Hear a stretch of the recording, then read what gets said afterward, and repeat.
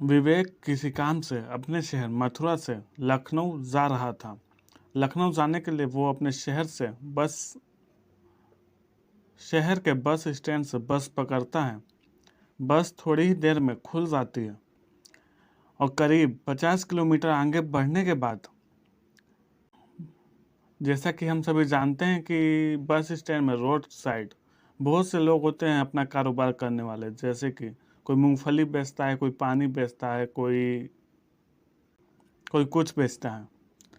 तो दोस्तों 50 किलोमीटर बस आगे बढ़ी ही थी कि वहाँ पर 3-4 औरतें उस बस के अंदर आती हैं, जो कि उस बस में मूंगफली और इत्यादि बेचना शुरू कर देती हैं।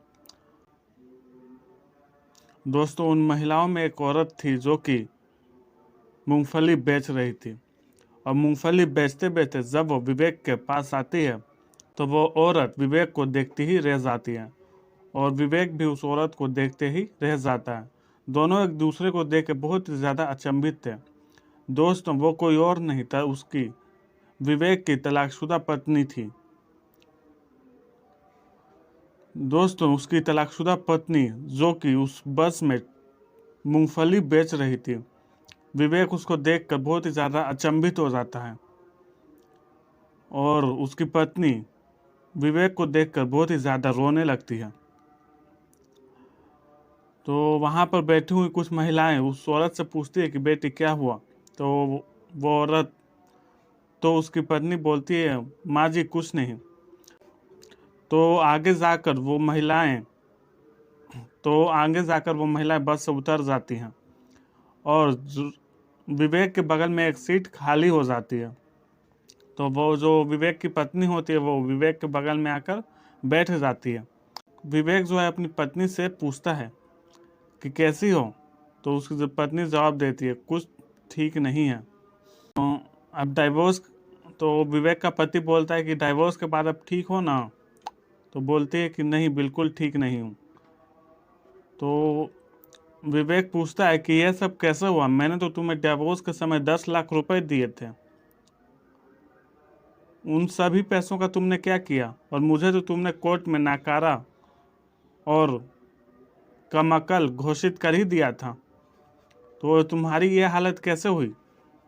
तो जो विवेक की तलाकशुदा पत्नी होती है वो अपने पति को जवाब देती है कि मैंने भैया भाभी के कहने में आकर आपसे तलाक ले लिया, जिसके लिए मैं अभी तक शर्मिंदा हूँ। मेरे भैया भाभी ने तलाक के बाद सारे पैसे अपने पास रख लिए और मुझे घर से धक्के देकर बाहर निकाल दिया। जो जो जो वो तलाकशुदा पत्नी होती है वो विवेक से पूछती है कि आपके मम्मी पापा कैसे हैं। तो उसकी पत्नी जवाब देती है कि मेरे मम्मी पापा वो भी सही हैं, आपसे डाइवोर्स के बाद वो मेरी शादी एक अधवाड़ उम्र के व्यक्ति से करवा रहे थे, जो मुझे बिल्कुल भी मंजूर नहीं था। तो जो तलाकशुदा पति बोलता है वो, तो आपके साथ ये सब मतलब हुआ, आपने मुझे बताया क्यों नहीं, और अभी आप कहाँ रहती हैं। तो जो तलाकशुदा पत्नी होती है वो बोलती है कि अभी मैं यहीं बस स्टैंड पे रहती हूँ, एक रूम लेकर। यहाँ पर मुझे कुछ 4-5 महिलाएं मिली जो एक कारोबार करती थी मूंगफली और पानी बेचने का बसों में। तो मैंने सोचा कि मेरे पास कोई काम नहीं है, मैं क्या करूँ, और खाली पेट दिमाग भी नहीं चलता है, और पैसे बहुत ही ज़्यादा ज़रूरी है ज़िंदगी जीने के लिए, जैसा कि आप भी जानते हैं। वो जो विवेक की पत्नी है वो विवेक से पूछती है कि आप कहाँ जा रहे हैं इस बस में। तो विवेक बहुत ही नीचे स्वर में जवाब देता है कि मेरे भैया जो हैं मेरे भैया के जो ससुर हैं उनकी तबीयत बहुत ही ज़्यादा ख़राब है, इसलिए मैं उनसे मिलने जा रहा हूँ, कल मैं उधर से लौटूंगा। तो इतने पर जो तलाकशुदा पत्नी होती है वो विवेक को पकड़ के रोने लगती है और बोलती है, प्लीज़ मुझे माफ़ कर दीजिए, मुझसे बहुत ही बड़ी गलती हो गई, मैं अपनी गलतियों के लिए बहुत ही ज़्यादा शर्मिंदा हूँ, प्लीज़ मुझे अपना लीजिए। तो जो विवेक है वो बोलता है कि तो विवेक वहाँ पर कुछ नहीं बोलता है, और कुछ देर चुप रहने के बाद विवेक बोलता है कि अच्छा ठीक है, यह मेरा नंबर है, इसको तुम रखो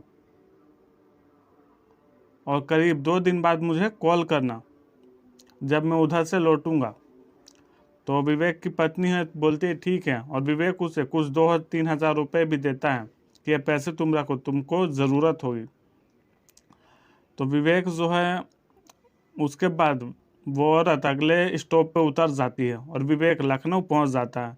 लखनऊ से लौटते समय विवेक की तलाकशुदा पत्नी उसे फिर दोबारा उस बस में मिलती है। दोनों मिलते हैं तो विवेक का जो पति होता है वो अपनी तलाकशुदा पत्नी को बोलता है कि बोलो तुम क्या बोलना चाहती थी।